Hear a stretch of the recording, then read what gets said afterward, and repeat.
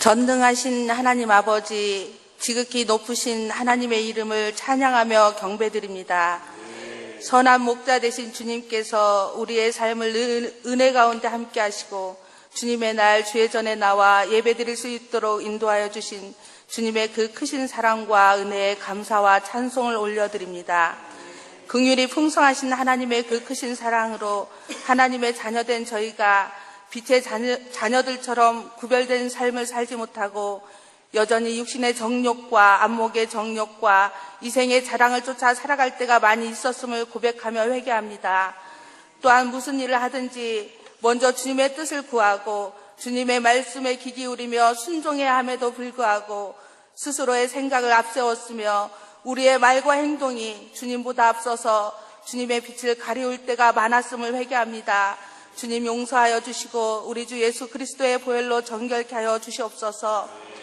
저희 안에 굳은 마음을 제하시며 구원의 기쁨과 감격을 다시 회복시켜 주시사 저희를 향하여 부르신 소명과 주신 사명 잘 감당할 수 있게 하여 주시옵소서. 주님께 합당히 행하며 범사에 주님을 기쁘시게 하는 삶을 살 수 있도록 저희 속사람을 주님의 능력으로 강건하게 하여 주시옵소서.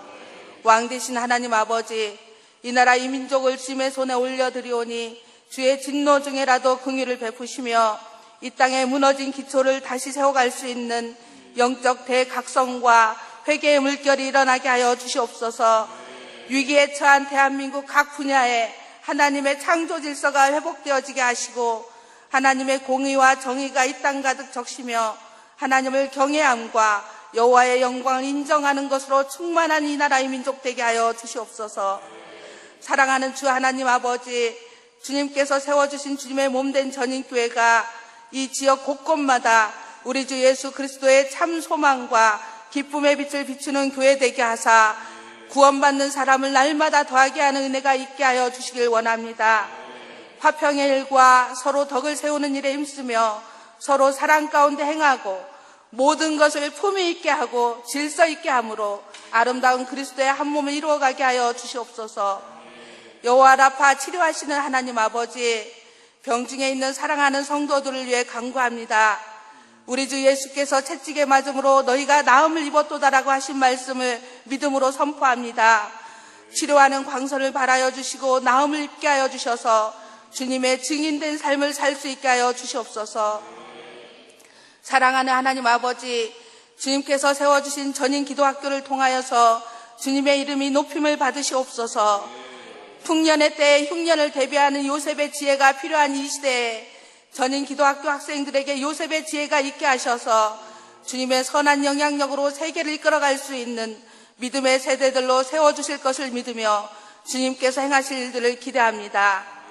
수능을 준비하며 공부하는 12학년 학생들에게 집중력과 체력을 더하여 주시고 좋은 결과 허락하여 주시사 전인 기도학교의 유상이 더욱더 세워진 은혜가 있게 하여 주시옵소서. 미국과 캐나다에서 유학하는 학생들을 불꽃 같은 눈동자로 보호하여 주시고 지혜와 지식이 더해지는 유학생활 되게 하여 주시옵소서. 전인 기도학교의 실내 체육관을 건축하기를 원하며 기도와 믿음으로 나아가오니 자원하고 헌신하는 심령과 때를 따라 돕는 은혜를 주셔서 실내 체육관 건축이 속히 이루어지게 하여 주시옵소서.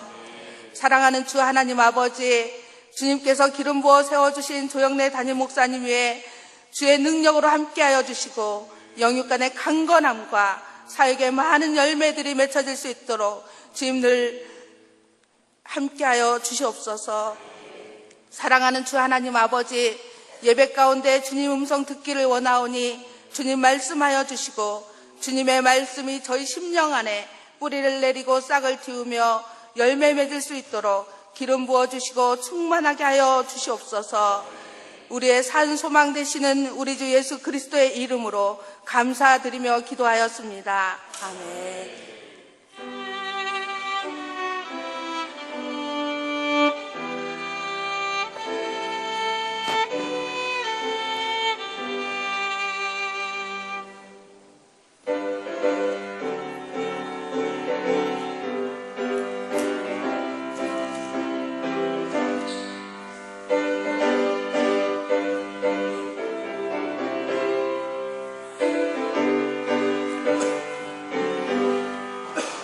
주의 음성을 내가 들으니 사랑한단 말이세. 믿는 마음으로 주께 가오니 나를 영접하소서.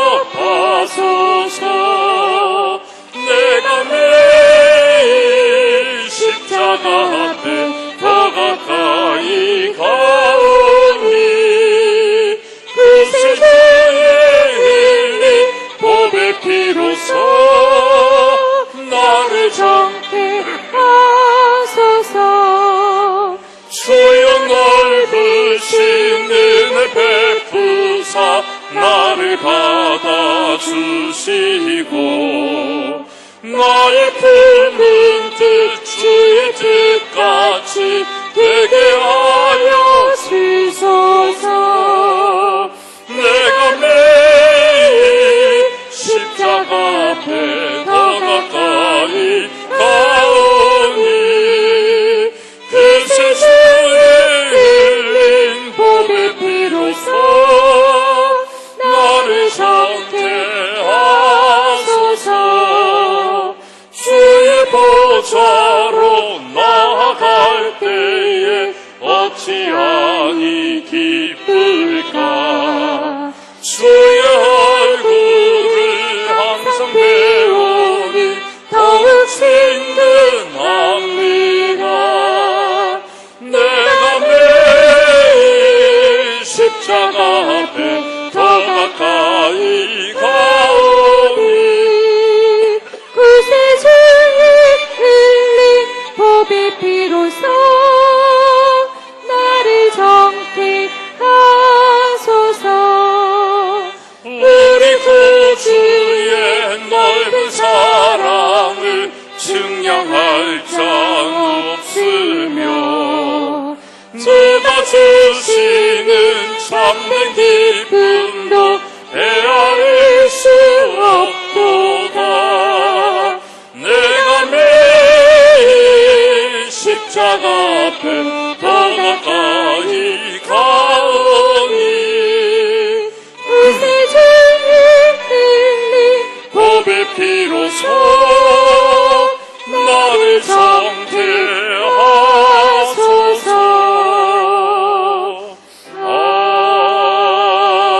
아멘. 오늘 함께 은혜 나누실 말씀 구약성경 창세기 12장 1절로 3절의 말씀 함께 봉독하도록 하겠습니다. 구약성경 창세기 12장 1절로 3절의 말씀 함께 봉독하겠습니다. 창세기 12장 1절입니다. 여호와께서 아브라함에게 이르시되 너는 너의 본과 친척과 아버지의 집을 떠나 내가 내게 보여줄 땅으로 가라. 내가 너로 큰 민족을 이루고 내게 복을 주어 내 이름을 창대하게 하리니 너는 복이 될지라. 너를 축복하는 자에게는 내가 복을 내리고 너를 저주하는 자에게는 내가 저주하리니 땅의 모든 족속이 너로 말미암아 복을 얻을 것이라 하신지라. 아멘. 시간 우리 찬양대 나와서 특별 찬양으로 하나님께 영광 드리시겠습니다.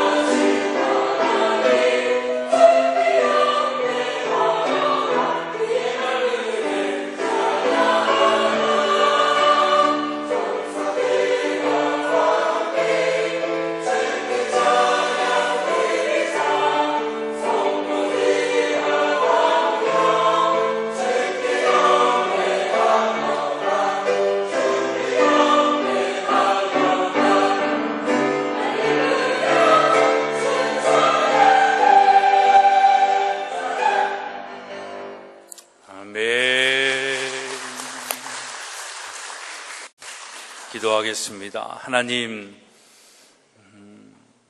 정말 호흡이 있는 우리에게 여호와 하나님을 찬양할 그 권세와 그 능력과 또 그 달란트를 허락하여 주심에 감사를 드립니다. 하나님, 정말 우리의 삶 속에 주를 높이며 찬양하는 우리의 삶 되게 하여 주옵소서. 오늘도 주의 마음과 생각을 깨달아 알기를 원합니다. 친히 말씀하여 주시고 성령님께서 귀 있는 자 되게 하여 주셔서 우리의 마음밭에 주의 마음과 생각이 심기어지게 하여 주시옵소서. 예수님의 이름으로 기도드립니다. 아멘. 할렐루야.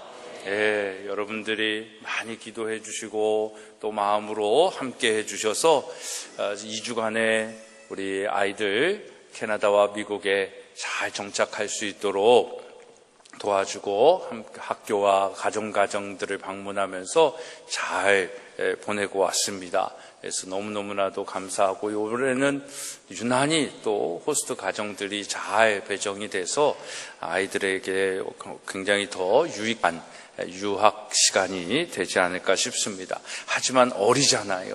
그죠? 6학년 아이들이 10개월을 오늘 본문 말씀처럼 고향을 떠나 아비 집을 떠나 친척들을 떠나 정말 아무도 모르고 언어도 편치 않은 그곳에서 10개월을 보낸다라는 건 아무리 좋은 환경과 조건이다 할지라도 쉽지 않은 일입니다. 그래서 우리가 끝까지 기도해 주시고 잘 돌아올 수 있도록, 특히 이번에는 우리 교회에 어진이가 또 갔잖아요.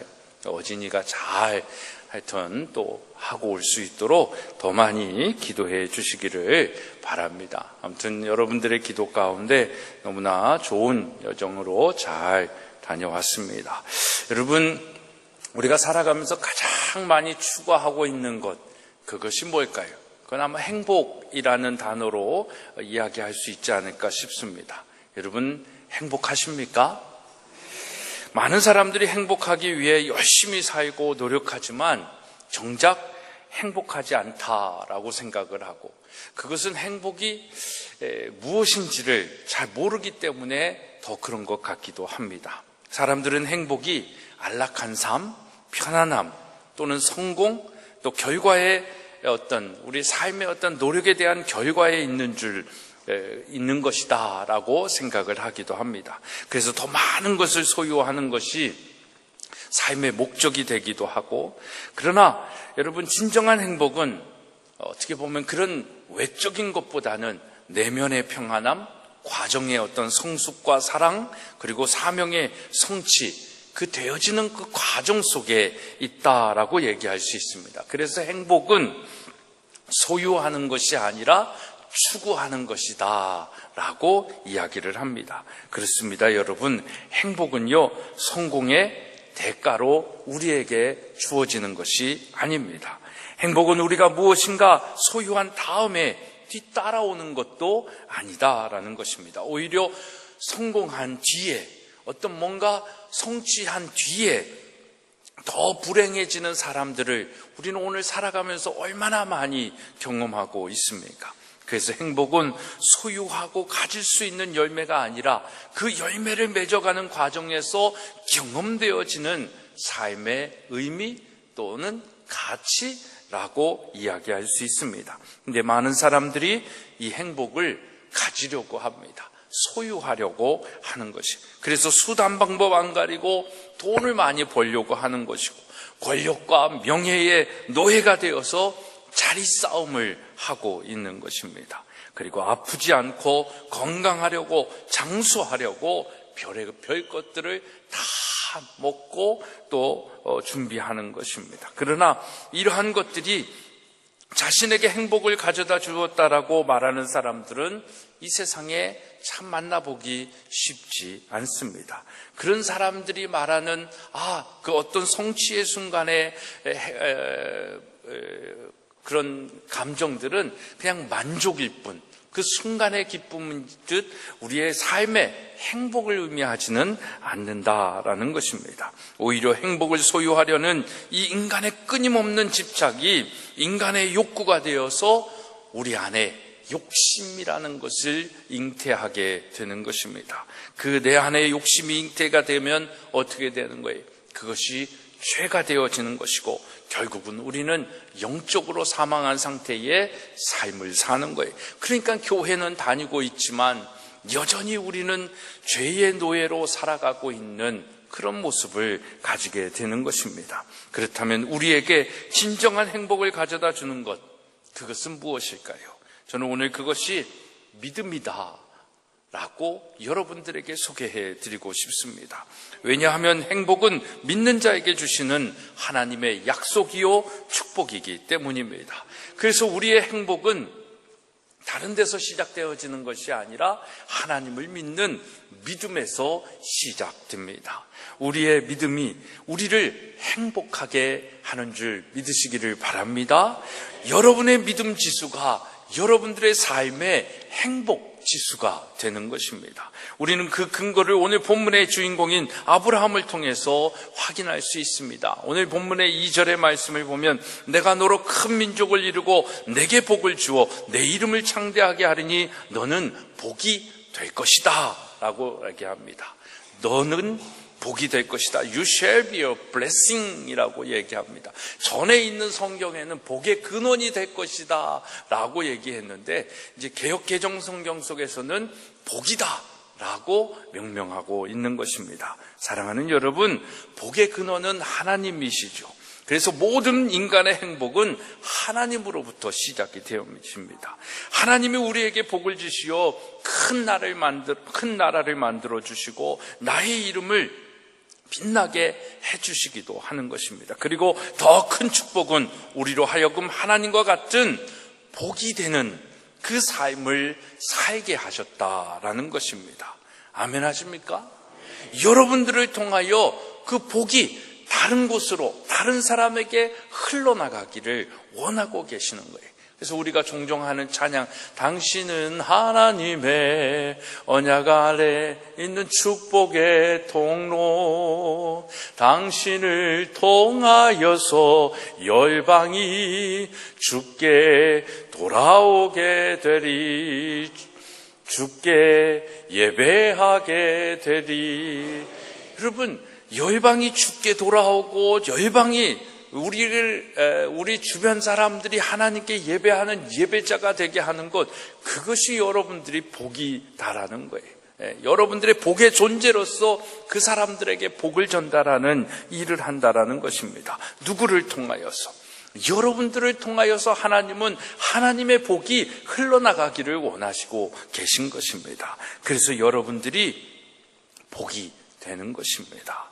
우리 3절의 말씀 한번 같이 읽어보겠습니다. 시작.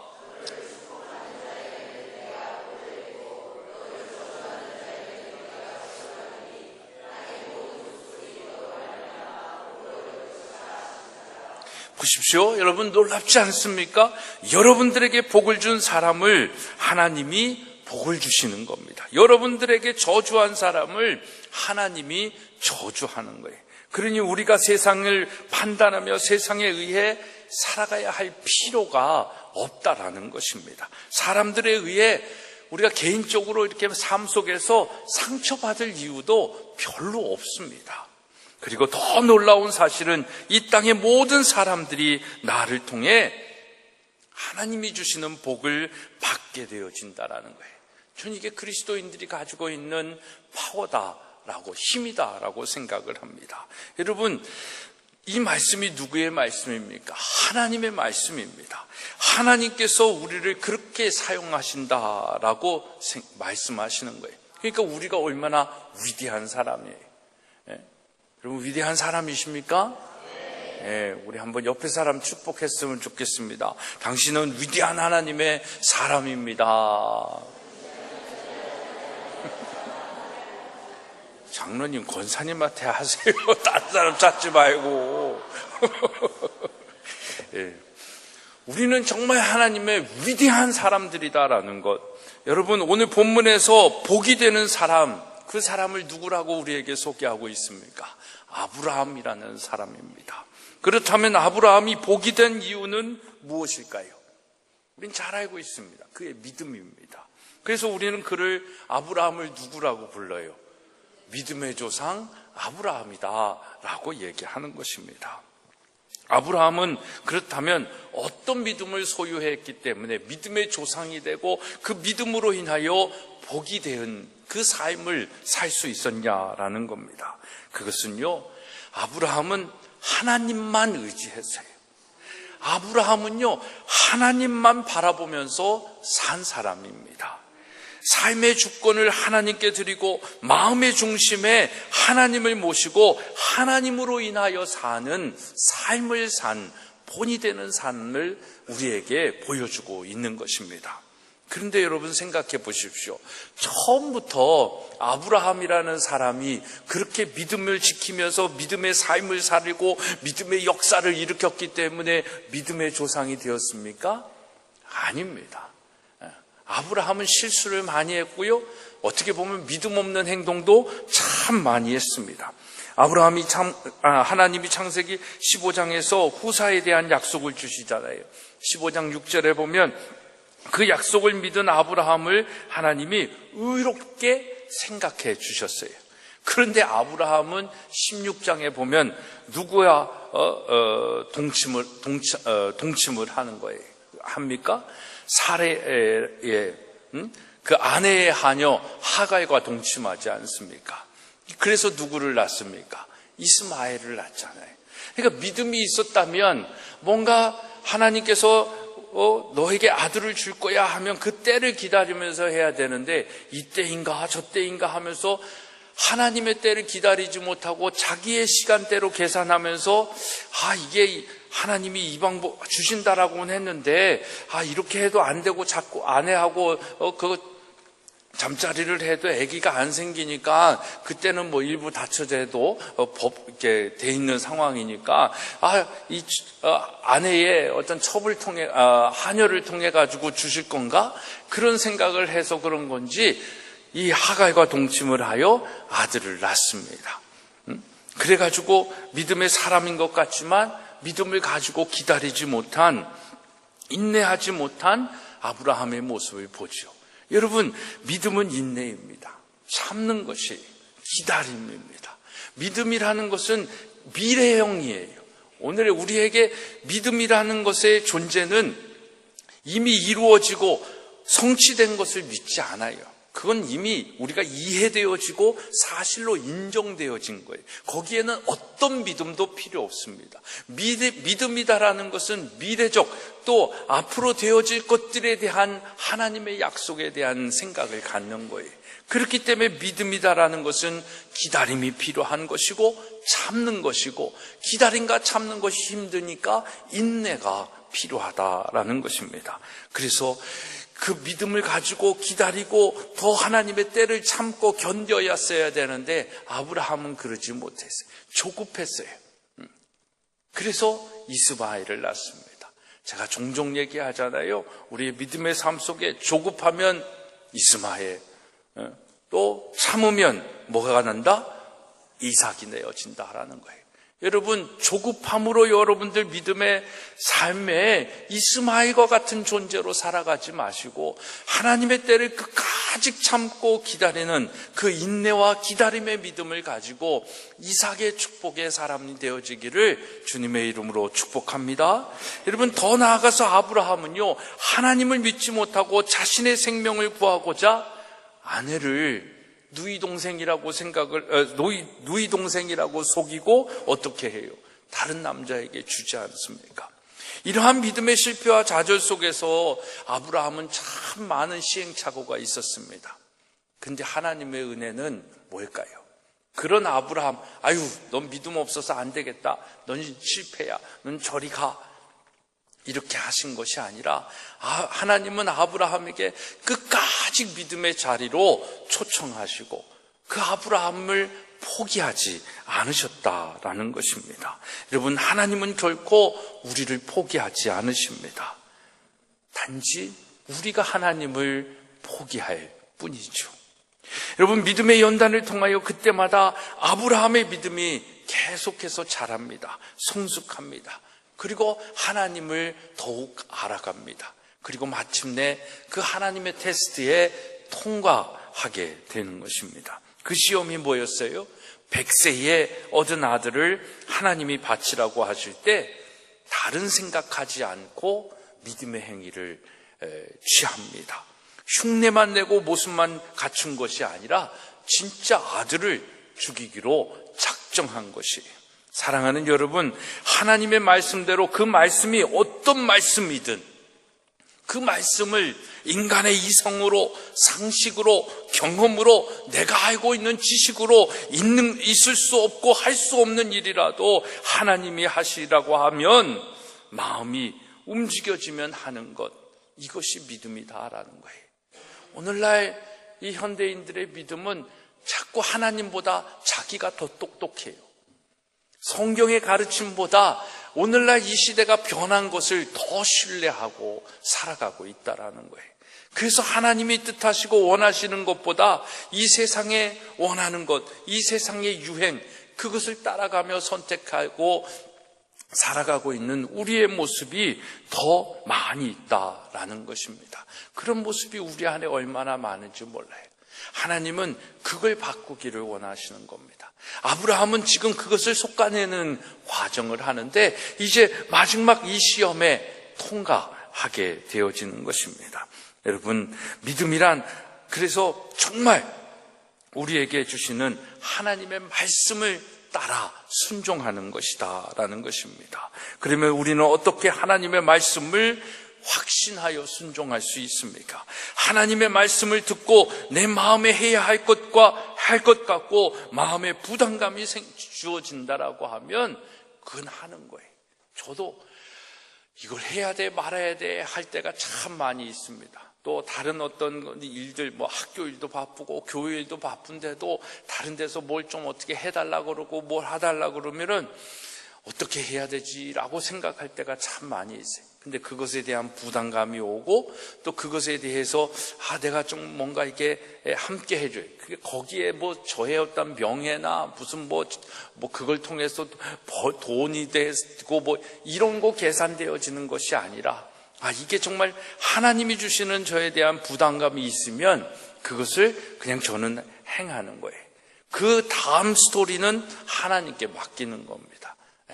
그래서 정말 하나님께서 그렇게 역사하시는 것을 기대함으로 나아가는 거예요. 그러니까 여러분, 믿음이 이게 정말 하나님의 뜻이야 아니야 라는 것은 여러분들 마음속에 오는 부담감이에요.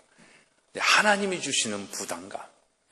근데 그 부담감을 가지고 뭔가 하나님이 우리에게 마음을 주셔요.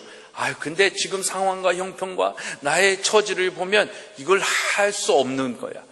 이걸 하면 내가 좀 손해봐야 되고 힘들고 없는 재정에 더 힘들어. 뭐 이런 생각들이 들어가지고 그걸 안 하게 될 때가 있잖아요.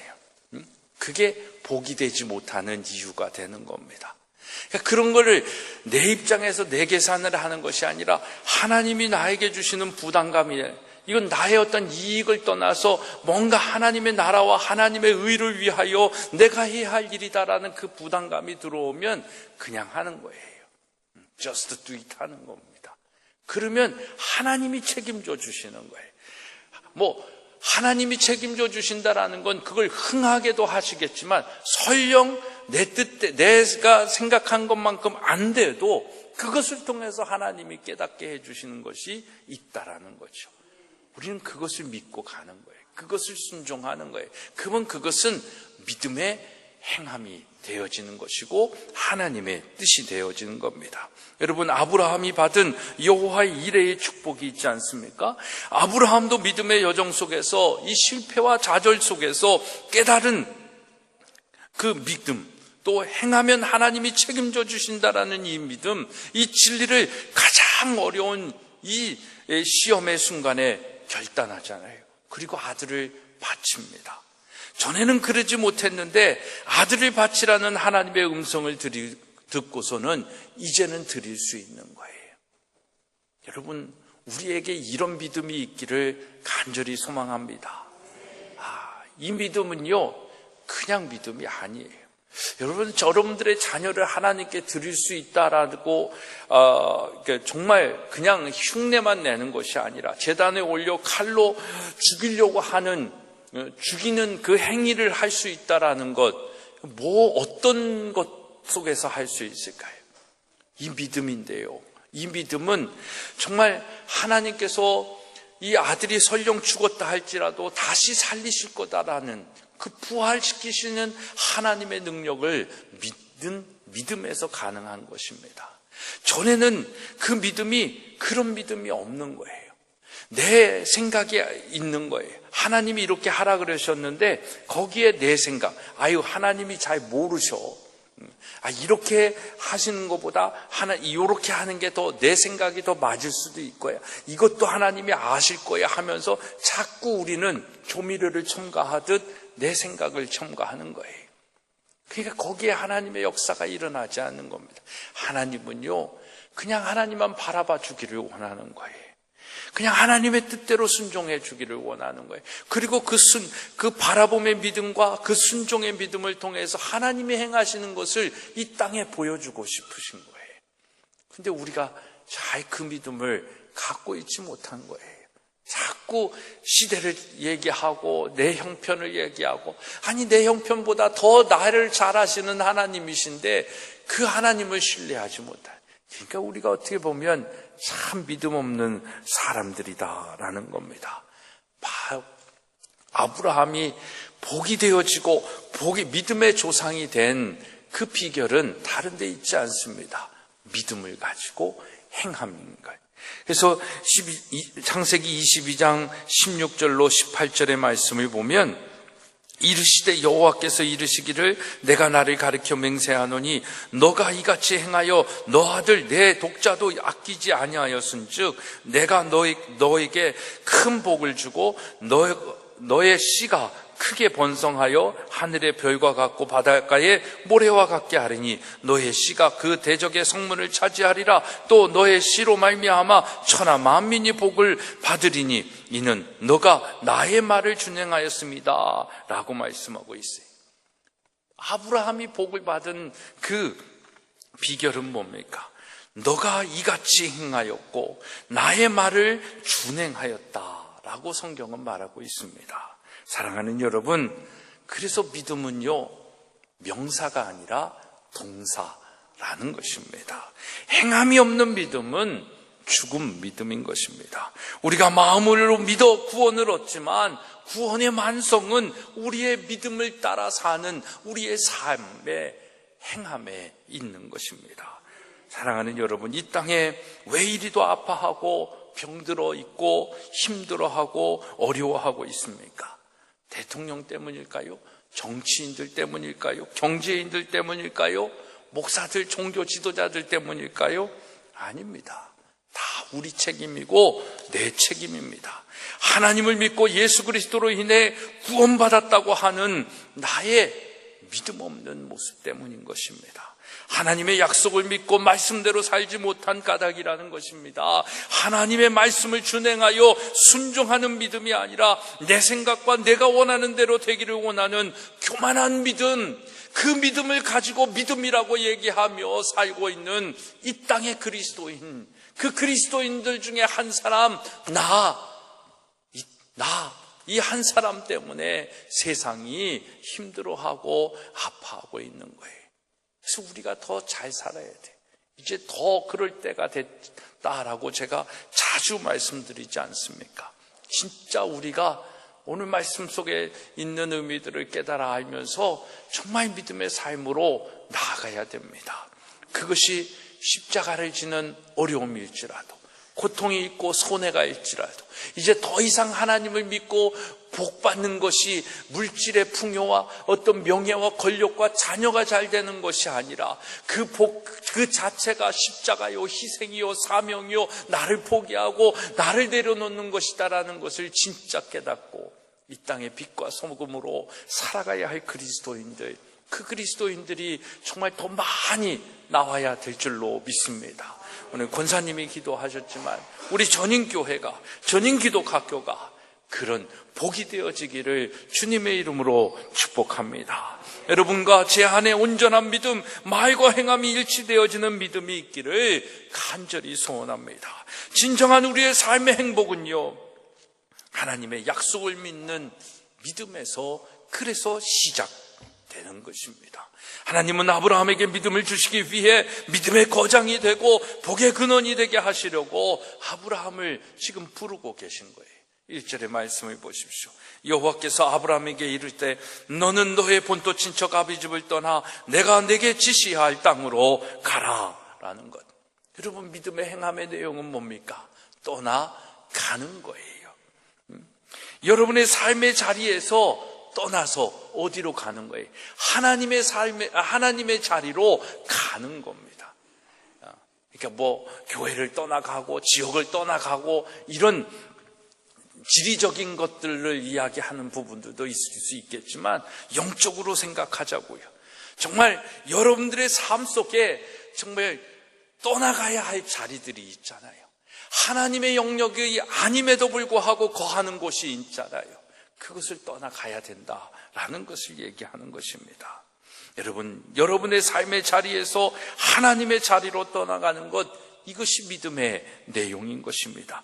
하나님께서는 아브라함에게 고향, 본토, 친척, 아비집을 떠나라고 말씀하십니다. 고향을 떠나고, 친척은 누구예요? 가족들입니다. 가장 편하고 좋은 사람들입니다. 아비는 누구입니까? 부모입니다. 다시 말해 편하고 친하고 익숙하고 그 익숙함으로 인하여 하나님 없이 내가 살 수 있다라고 얘기하는, 다시 말하면 우리의 삶의 주인, 그것이 하나님이 아니고 내가 되어져 있는 자리, 내 자녀가 되어져 있는 자리, 내 부모가 되어져 있는 자리, 그것을 떠나가라는 것입니다. 안주하는 자리, 편안의 자리, 익숙함의 자리, 나태의 자리, 기득권의 자리, 사명 없이 삶의 수단으로 일하는 자리, 결론적으로 하나님을 의지하지 않고 하나님이 없음에도 불구하고 살 수 있다라고 생각하는 그 자리를 떠나 하나님의 자리로 가라는 것입니다. 왜요? 하나님은 우리와 온전한 관계를 맺고 싶어 하는 거예요. 하나님은 정말 나와 친밀해지고 싶은 거예요. 생각이 갖고 싶은 거예요. 여러분도 가장 친밀하고 친한 사람은 어떤 사람이에요? 여러분과 생각이 같고 마음이 같고 말하지 않아도 같은 길을 가고 있는 사람들이잖아요. 하나님은 여러분과 그런 관계가 되고 싶어요. 왜냐하면 그것이 여러분들의 가장 큰 행복을 주는 자리이고 길이기 때문입니다. 왜냐? 하나님이 나를 지으셨기 때문에 나의 행복을, 나의 삶을 가장 영화롭게 하실 이가 하나님이시기 때문이에요. 그러니까 우리는 그 하나님과 친밀하고 하나님과 더욱더 긴밀한 관계 속에서 쓰기만 해도 우리는 수지 맞는 삶을 사는 거예요. 그게 돈이 많고 없고가 아니에요. 명예가 있고 없고가 아니에요. 권력이 있고 없고가 아닙니다. 건강이 있고 없고가 아니에요. 우리보다 더 불행하고 건강하지 못한 장애인임에도 불구하고 더 행복하게 살고 있는 존재들을 보면 우리를 얼마나 부끄럽게 합니까? 얼마나 감동을 주는 거예요. 그런 거죠. 건강이 아니에요. 정말 하나님만 바라보고 하나님만 의지하고 하나님과 긴밀하고 하나님과 친밀한 삶, 그게 우리의 행복이다라는 것입니다. 하나님은 그런 관계를 원하시는 거예요. 그래서 그것을 방해하고 그것을 저해하는 그 요소들을 떠나서 온전한 하나님과의 관계의 자리로 오기를 원하시는 것입니다. 죄악의 자리를 떠나라고 얘기하지 않습니다. 어떻게 보면 죄악의 자리로 떠나야 할 때는 떠나야 하지만 그 죄악의 자리도 우리의 사명의 자리가 될 수 있어요. 그 죄악의 자리에서 또 하나님을 바라보면서 하나님을 의지하면서 그 죄악의 자리를 하나님의 땅으로 변화시킬 하나님의 도구로 사용되어 줄 수 있기 때문입니다. 내가 고치고 수칙하고 재건해야 할 자리일 수도 있습니다. 그것은 오히려 하나님이 함께 하시는 믿음의 역사가 있는 자리입니다. 그렇다면 여러분, 우리가 떠나야 할 자리는, 떠나가야 할 자리는 어디입니까? 교만의 자리다라는 겁니다.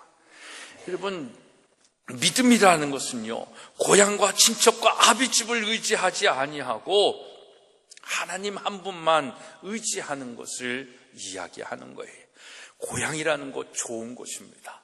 우리 가족도 좋은 것이고요, 우리 친척들도 좋은 것이고, 우리가 정말 아비집에 거하는 것이 얼마나 좋은 것이. 그럼에도 불구하고 그것이 정말 하나님을 의지하지 아니하고 하나님 없이 살 수 있는 도구가 되어진다라고 하면 그건 떠나가야 할 집이다라는 겁니다.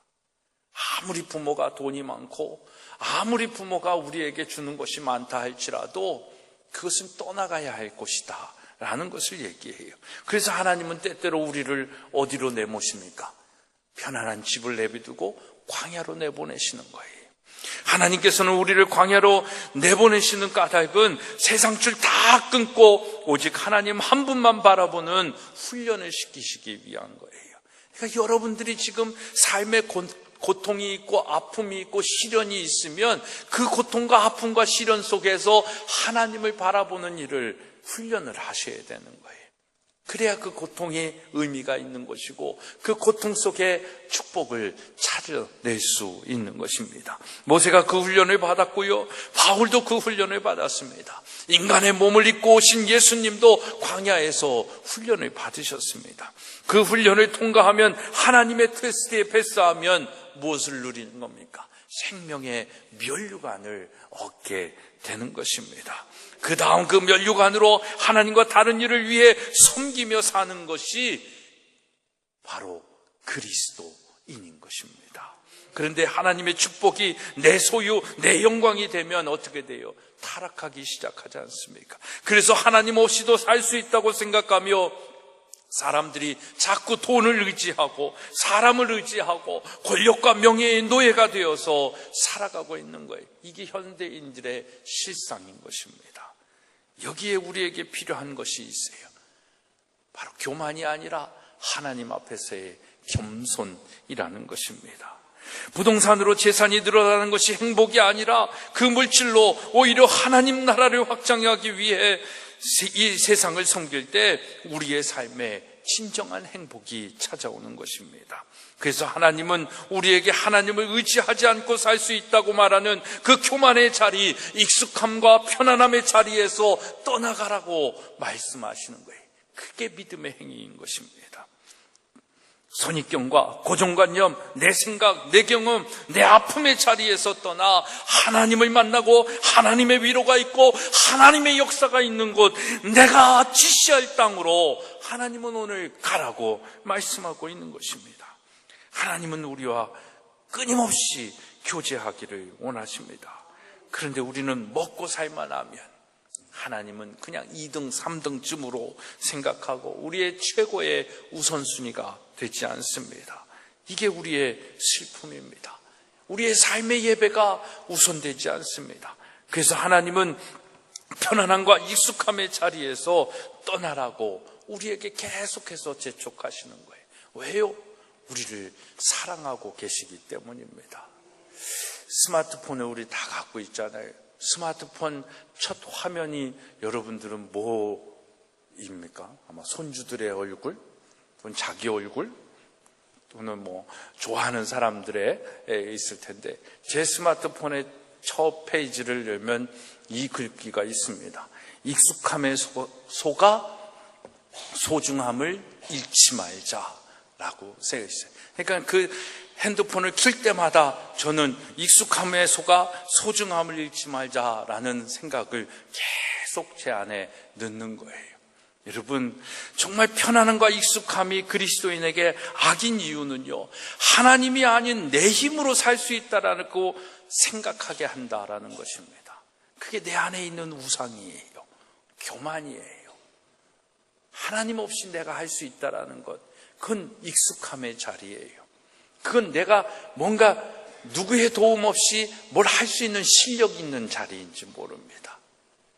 그런데 그 자리마저도 정말 그것이 어떻게 온 것이고 누구를 통해서 온 것이고 어떻게 형성이 된 것인지 그 소중함을 잃는다고 한다면 우린 다 잃어버리는 거예요.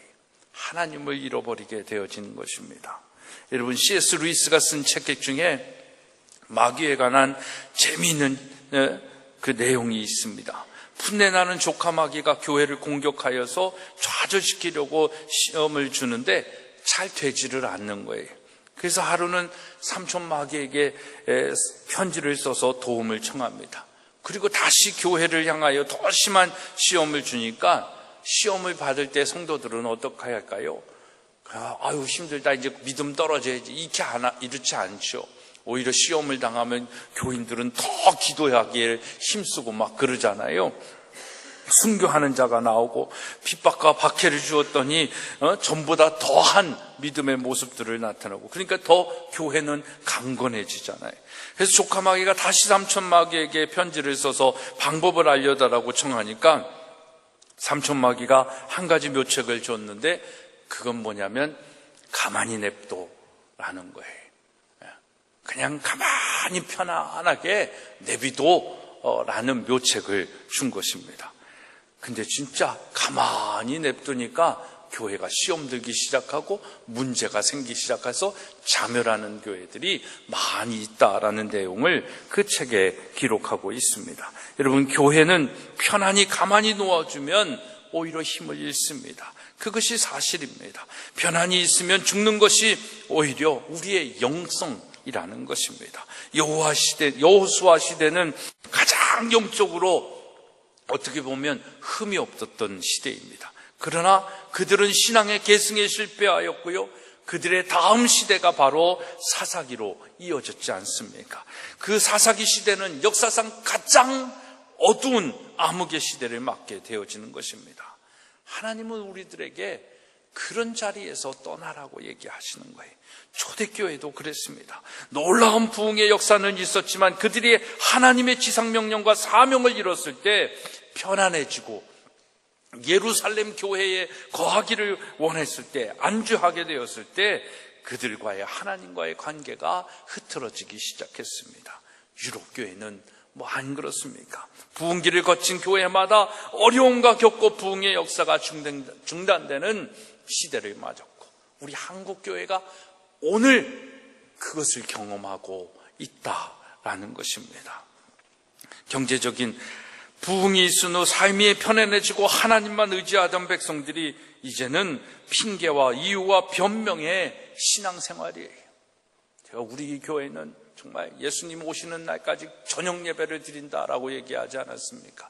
현대인의 삶이 바빠졌기 때문에 예배 시간은 그렇게 중요하지는 않지만, 그러니까 우리의 선택의 결정의 권이 하나님 중심이냐 인간 중심이었냐라는 것을 생각하면 한국 교회의 쇠락은 저는 저녁 예배가 없어지는 때부터, 새벽 예배가 없어지는 때부터, 근데 새벽 예배는 사실 특별 새벽 기도회다 뭐다 해가지고 부흥의 방법이 되었지만 저녁 예배는 정말 인간 중심의 선택이다라는 거예요. 만약에 처음부터 한국 교회에 그것이 없었다라고 한다면 그렇지 않을 수 있는데, 이것이 인간의 바빠지는 생활 속에, 편리함을 생활 속에, 오후 예배로 드려지는 속에서 저는 참 안타까움을 가지고 있는 그런 부분이기도 하다라는 것입니다. 그러면서 인간이 하는 일이 뭐예요? 자기만의 하나님을 만들어가고 있고 그것을 믿는다라고 얘기하는 것입니다. 예배에 목숨 걸던 민족이 이제는 제멋대로 예배도 드리지 않는 겁니다. 그래서 교회의 부흥이 중단되고, 교회의 부흥이 중단되니까 어떻게 되는 겁니까? 나라의 부흥도 중단되고 있는 것입니다. 그래서 하나님은 오늘 우리에게 이 안주의 자리, 편안함의 자리, 익숙함의 자리, 궁극적으로는 인간 중심의 이 교만의 자리를 떠나 고향 친척 아비집을 떠나 하나님이 지시할 땅으로 가라는 것입니다. 사랑하는 여러분, 여러분들에게 이 자리가 무엇인지를 한번 물어보라는 것입니다. 내게 있어서 고향 친척 아비집, 하나님 없이도 무엇이든지 가능할 거다라고 할 수 있는 그 영역, 그 자리, 그 관계, 그것이 무엇인지 여러분들 스스로에게 자문을 해봐야 되는 거예요. 하나님은 그 자리에서 떠나라고 얘기합니다. 그게 바로 내려놓음이에요. 다른 게 내려놓음이 아니에요. 하나님을 의지하지 아니하고 사람을 의지하고 이 세상을 의지하고 스스로는 궁극적으로는 스스로를 의지하고 있는 하나님보다 더 의지하고 있는 것, 이걸 내려놔야 되는 거예요. 우리의 권리를 포기하고 주권을 포기하고 이런 것을 얘기하기도 하지만 이거 없이 이거는 말할 것도 없다라는 것입니다. 여러분, 그곳을 떠나라 라고 말씀하시는 거예요. 그리고 하나님이 지시할 땅으로 가라는 거예요. 거기에 하나님은 위대한 일을 계획하고 계시는 것입니다. 보십시오. 하나님은 우리에게 떠나라 하시며 갈 곳을 어떻게 보면 정해 주시지 않으셨어요. 우리 아이들이 6학년 때 유학을 가지만 어떻게 정해지고 가는 것이 아니에요. 그곳에 그냥 가는 거예요. 그리고 하나님이 만나게 하시는 부분들, 이번에도 이렇게 보면 진짜 이제 또 세월이 지나가봐야 알겠지만 제가 지금 느끼는 느낌 속에서는 진짜 하나님이 참 잘 매치를 시켜줘. 전혀 모르는 그냥 페이퍼 하나 들고 이 사람 가정엔 얘가 좋겠다 제가 좋겠다 이렇게 생각하면서 기도하면서 결정하는 과정인데도 어떤 때는 이렇게 가보면 정말 걔한테 필요한 가정이고 정말 놀기 좋아하는 애들한테는 놀기 좋아하는 가정이 되고 또 어떤 교실에 갔는데 스포츠를 좋아하는 우리 여자친구인데 예형이죠. 근데 그 교실에 가니까 온통 축구 선수들 유니폼이 다 게시가 되어져 있는. 그러니까 걔가 그 처음에 갔을 때 그 교실을 봤을 때 얼마나 마음이 편안할까라는 생각이 있죠. 그런 하나님이 지시할 곳으로 가서 그곳에서 자기들이 씨름하고 광야의 시간들을 보내면서 훈련이 되면 그 아이가 오늘 이 시대에 믿음의 조상 아브라함이 될 줄로 믿습니다. 여러분, 먹을 것이 없어도 먹여주시고 추위와 더위도 이기게 하시고 사망의 음침한 골짜기를 가도 해를 당하지 않고 푸른 초장으로 인도하시는 것, 하나님이 지시할 땅으로 간 자에게 주시는 하나님의 복인 것입니다. 인간적으로는 불편하고 어려운 자리인 것입니다. 그러나 그곳에 하나님의 뜻이 있죠. 정말 우리 아이들이 어떻게 보면 그 큰 돈을 주고 거기에 가서 생고생하고 있다라고 생각을 하면 이걸 왜 해야 되나라고 생각을 할 때가 있습니다. 그러나 그 과정을 통해서 우리 아이들이 정말 하나님을 더 깊이 생각할 수 있는, 또 그 과정이 지금은 모르지만 정말 청년이 되고 또 나중에 그 여정을 통해서 하나님이 그 더 단단하게 하시고 훈련시키신 하나님의 사람으로, 이 시대의 믿음의 조상으로, 믿음의 사람으로 세워주는 그 여정이 있다라는 것입니다. 여러분, 이 말씀은요, 본토 친척 아비집을 떠나라는 것은 세상 속에 있으나 세상과 타협하지 않고 세상과 구별됨으로 능력 있게 살라라는 것입니다. 여러분들의 직장을 떠나라고 얘기하는 게 아니에요. 그 자리가 편안하고 익숙한 그 자리가 하나님이 인정하시고 하나님이 역사하시는 자리로 만들어야 되는 거다라는 것입니다. 믿는 자의 삶은 편안한 자리를 떠나 하나님의 지상명령을 가지고 내가 지시할 땅으로 가라는 것입니다. 이것이 하나님이 우리를 부르고 계시는 거예요. 초청하시는 거예요. 그곳으로 우리를 부르시고 그 부르심에 응답하는 것, 이게 뭡니까? 믿음이라는 것입니다. 이 믿음의 발걸음이 중단되면 우리의 삶 속의 성장과 성숙, 부흥이 중단되는 것이며 우리의 믿음의 영성이 죽는 것입니다. 이 부르심에 응답한 아브라함을 히브리서 기자는 이렇게 표현하고 있습니다. 히브리서 11장 8절에 믿음으로 아브라함은 부르심을 받았을 때에 순종하여 믿음의 행함을 하여 장래 기업을 받을 땅에 나갈새 갈 바를 알지 못하고 나갔다라는 것입니다. 그래서 하나님의 부르심이 있는 곳으로 나아가는 것, 이것이 믿음의 내용이라는 것입니다.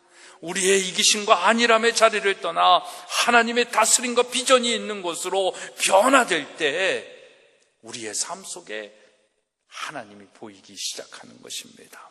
하나님이 없어서 보이지 않는 것이 아니라 가려서 보이지 않는 우리의 안타까운 현실이 있지 않습니까?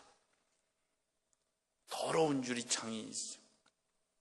그 더러운 유리창에 우리가 통해서 밖을 보려면 어떻게 해야 되는 거예요? 그 더러움을 닦아내야 되지 않습니까? 하나님이 저 밖에 계신데 우리의 믿음 없음으로 그것이 보이지 않는다라고 한다면 그 우리의 믿음 없음을 지워내야 되지 않냐라는 것입니다. 그 유리창에 그 더러움을, 우리의 믿음 없음을 닦아내는 것, 이것이 우리의 변화, 어떻게 보면 근본적인 혁명의 시작은, 개혁의 시작은 여기서부터 시작이 되어지는 것입니다.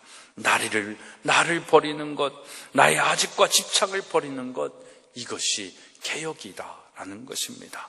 옛사람이 변하여 새사람이 되고 죄인이 변하여 의인이 되는 것, 이 철저한 자기 부정과 철저한 자기 포기가 믿음의 시작이요, 믿음의 시작은 곧 여러분의 삶의 행복의 시작인 것입니다. 인간이 불행하다고 생각하는 이유는 더 가지지 못하기 때문인 것입니다. 돈, 사람, 지식도 더 가져야 합니다. 가진 것이 없어서 불행한 것이, 그렇지만 아니다라는 것을 우리 알고 있지 않습니까? 욕심 때문에 불행한 것입니다. 인간의 본성은 자기를 보호하려고, 더 보완하려고 더 놓기 싫어합니다. 주변의 사람을 자꾸 끌어들여서 보호막을 치려고만 하고 있는 것입니다. 그리고 그 보호막이 믿음이라고 착각을 하는 겁니다. 그래서 막상 보면 믿음은 없는 그 모습들을 오늘날 우리는 교회에 있는 여러 가지 현상들 속에서 얼마나 많이 보고 있는지 모릅니다. 모든 것은 다 있지만 하나님이 없는 하나님의 공동체, 정말 안타까운 현실이 아니겠습니까? 여러분, 믿음은 소유가 아니라 떠나가는 겁니다. 포기하는 겁니다. 집착이 아니라 자유하는 것입니다. 안주하는 것이 아니라 도전하는 것이고 모험하는 것입니다. 그래서 떠나가야 한다라는 것입니다. 근데 막상 떠나려면 불안하죠. 걱정되죠. 염려되죠. 낭떠러지에 빠지는 것 같고 죽는 것 같습니다. 내가 이렇게 하면 되는 걸까라는 생각이 자꾸 우리를 망설이게 합니다. 뭔가 끈이라도 하나, 지푸라기 같은 끈이라도 하나 잡아야 되는 거 아닌가. 그리고 마지막 보루까지 놓게 된다면 굉장히 당황합니다. 그러나 그렇게 우리가 마지막까지 내려놓고 떠나갈 때 하나님의 역사는 시작된다라는 것입니다. 그것이 우리를 행복하게 합니다. 이 행복의 비밀을 아는 저와 여러분이 되어지기를 간절히 소망합니다. 어쩌면 행복이란 오직 추구할 수 있는 것만, 추구할 수만 있는 것, 그리고 평생 무슨 일을 하든지 가질 수 없는 것이다 라고 누군가 얘기합니다. 그러나 사랑하는 여러분, 많은 사람들이 행복하기를 원하고 그 행복을 소유하기를 원합니다. 그래서 사람들은 행복한 곳을 찾아서 그곳에 가려고 합니다. 우리가 찾는 그런 행복한 곳, 이 세상에 하지만 없습니다. 중요한 것은 내가 어느 곳에 가고 있느냐 하는 것이 아니라 그곳에 하나님이 나와 함께 하고 있느냐, 그곳이 행복한 곳이 되어지는 것입니다. 그것이 광야이든 푸른 초장이든 하나님이 함께 하시는 곳이 진정한 행복이 있는 곳임을 믿으시기를 바랍니다.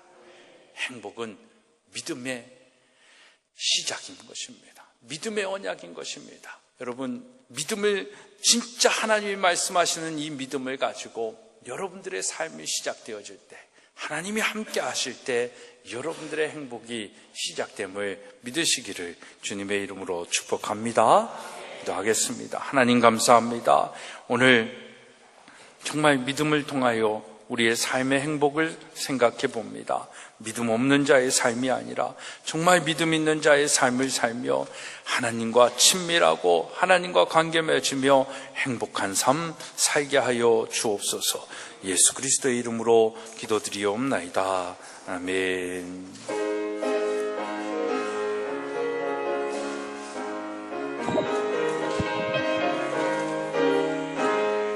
이 눈에 아무 증거 아니 배워도 믿음만을 가지고서 늘 걸으며 이 귀에 아무 소리 아니 들려도 하나님의 약속 위에 서리라.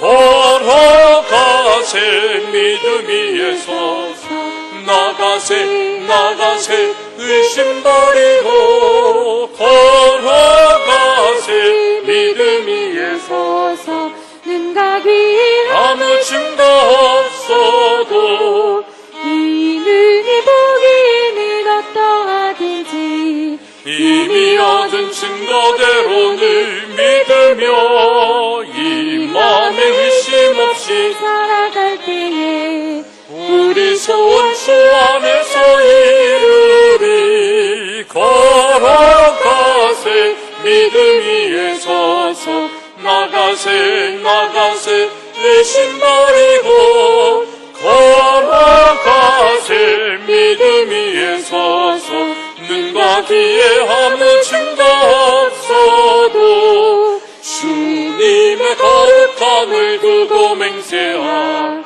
주 하나님 아버지는 참 미쁘다. 이 귀한 모든 약속 믿는 자에게 능치 못할 무슨 일이 있을까.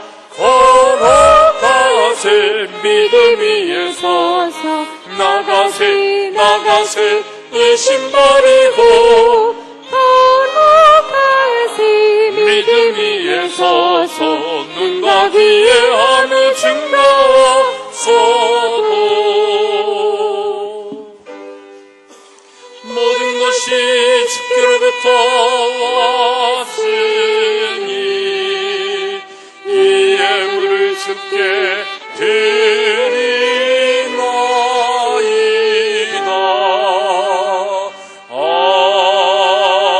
아멘. 큰 박수로 하나님께 영광 돌립니다. 할렐루야.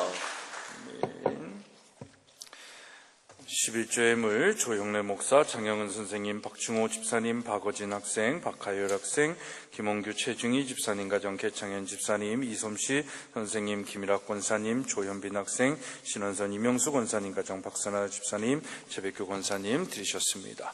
감사의 예물 조영래 목사, 가장 좋은 곳으로 주신 하나님 감사합니다. 김정현 사모, 하나님의 은혜 늘 감사하여 남궁규진 이순독 집사님 가정, 하나님의 사랑과 은혜 감사하여 이상근 권사님, 하나님의 은혜 사랑들 감사하여 구중한 안명숙 권사님 가정, 수시원 서접수한 예랑이를 비롯한 12학년 친구들 간절한 마음으로 끝까지 달려가도록 지켜주시옵소서. 김은혜 선생님, 어진이의 유학생활 가운데 늘 함께하여 주옵소서. 양인서 집사님, 수시 접수를 마친 전인 수험생들이 입시로 주님께 영광 돌리게 하소서. 남수연 선생님, 범사에 감사드립니다. 김영환, 김명옥 집사님 가정, 이강목 감승자 권사님 가정, 신영석 권사님, 강영섭 최연순 권사님 가정, 양원인 권사님, 장영원 선생님 생일 감사헌금, 박영호 집사님, 박어진 학생, 박하열 학생, 최백규 권사님, 박선아 집사님 드리셨습니다. 그 외 많은 분들이 주일 헌금으로 또 정학 헌금, 조영래 목사, 박중호 집사님, 김일학 권사님, 최백규 권사님, 1000번째 공경숙 권사님, 양항옥 집사님, 양인소 집사님, 건축 헌금, 김일학 권사님 드리셨습니다. 기도하겠습니다. 하나님, 믿음의 삶을 산 우리 사랑하는 성도님들, 각자의 삶 속에 또 각각의 제목을 가지고 주님 앞에 예물을 드립니다. 정말 이 믿음의 열매와 삶을 통하여 저들의 삶이 항상 행복하게 하여 주시고 하나님의 동행하심 속에 은혜 가운데 감사하고 기뻐하는 삶 되게 하여 주시옵소서. 우리 사랑하는 성도님들이 드리는 이 예물이 쓰이는 곳에 정말 하나님 나라 확장이 되어지고 우리 사랑하는 성도들의 삶의 믿음의 영역이 더 확장되어지기를 소망합니다. 주여, 소망하는 가운데 기도하며 드리고 사용되어질 때 주님께서 역사하여 주셔서 30배, 60배, 100배의 열매 있는 귀한 예물 되게 하여 주옵소서. 이번 한 주간도 주님 앞에 우리 사랑하는 성도들의 삶을 올려드립니다. 어디서 무엇을 하든 지켜주시고 함께하여 주셔서 복이 되게 하여 주시고 하나님의 축복의 통로 되게 하여 주옵소서.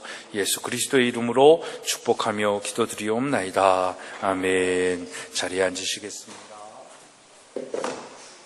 우리 교회에 지난주에 오셨지만 제가 직접 소개를 해드립니다. 우리 강영석 권사님 지난주부터 9월부터 함께 학교와 교회를 섬기는데 오늘 여러분들한테 정식으로 인사드리겠습니다. 우리 강영석 권사님 큰 박수로 환영하겠습니다. 감사합니다. 자리에 앉으시겠습니다. 광고의 말씀 드리겠습니다. 우리 결실을 갔다 오니까 가을이 됐습니다. 여러분들 결실을 맺는 이 가을에 하여튼 9월, 10월 잘 준비해서 여러분들의 삶에 유익한 2018년이 되어질 수 있도록 잘 노력해 주시기를 바랍니다. 이제 그런 차원에서 더 교회에 모이기에 힘쓰는 우리 성도님들이 되었으면 좋겠습니다. 평일에 새벽에 다 할 수는 없지만 그래도 계실 때만큼은 주일 예배라든지 저녁 예배, 수요 예배에 함께 특별히 사랑방 예배에 여러분들 적극적으로 모이셔서 우리 서로 간에 기도하고 성숙한 믿음의 자세가 되어주시기를 부탁을 드립니다. 제1여성교회가 사업을 계속하고 있습니다. 특별히 추석맞이 모시송편 김 주문받고 있는데 소소하지만 좋은 물건으로 추석에 주변 분들에게 선물이 되어지면 좋을 것 같습니다. 이제 다 같이 일어나셔서 우리 폐에 찬양하시고 축도함으로 오늘 예배를 마치도록 하겠습니다.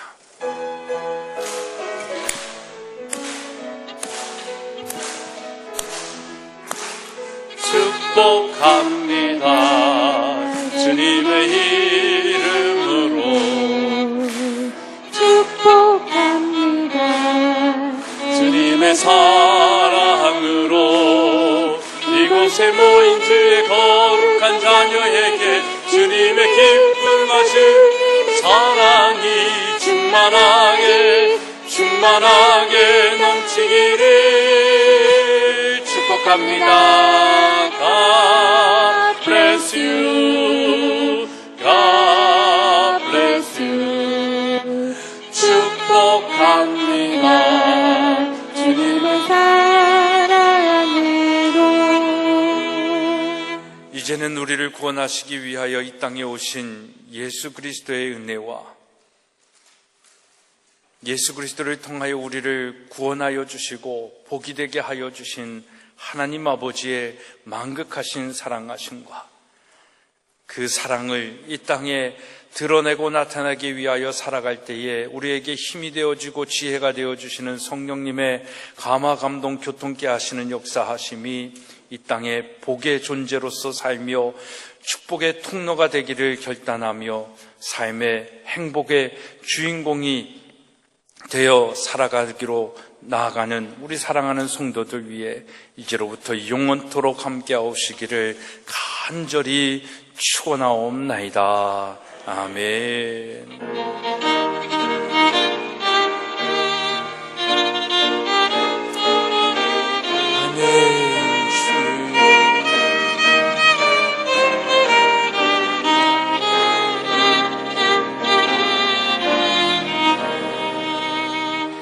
이상으로 우리 주일날 예배를 모두 마치겠습니다. 다 내려가서 식탁으로 함께 교제하기 원합니다.